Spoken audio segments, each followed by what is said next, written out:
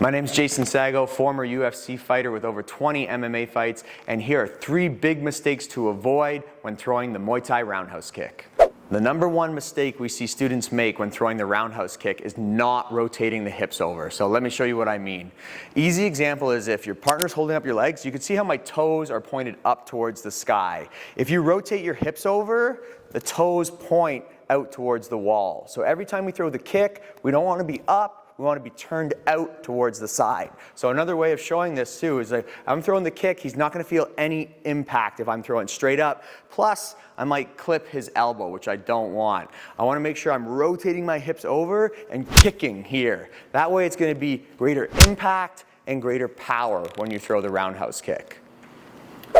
Another big mistake to avoid is being on the center line when you throw the kick. General rule in fighting is we don't want to be on the center line. I don't want to be in line with my opponent as they're throwing the strike. So if he throws his cross, I want to be off the center line. If he throws his jab, I want to be off the center line. If I throw my kick and I'm on the center line, boom, you're right in line for that powerful cross. So practice stepping off the center line when you throw the kick. He throws the cross, I'm off the center line. He throws the jab, I can be off the center line. I'll throw the jab, off the center line, right? He doesn't want to throw that because that really exposes the ribs. Also a good time to throw the right roundhouse kick. As he opens up, he's vulnerable. He throws the jab, boom, that's a perfect time for us to throw the roundhouse kick.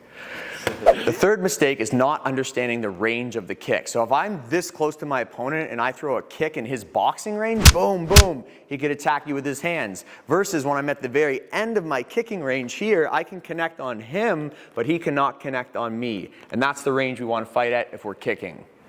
This is a great drill to understand distance management and how to maintain kicking range. So his job is to box, my job is to only throw kicks. So if I do it right, I should be right at the end here. If I do it wrong, I'm too close, boom, he's gonna be able to hit. So watch us as we move around here. So we're moving around, boom, here, boom.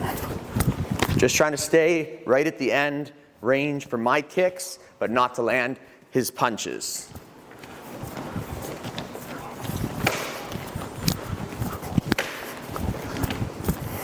Yeah, that's good. Thanks for watching, guys. If you want to know more about the specifics on how to throw a roundhouse kick, watch this video. So when you're here, you can simulate. This is a great drill for your partner.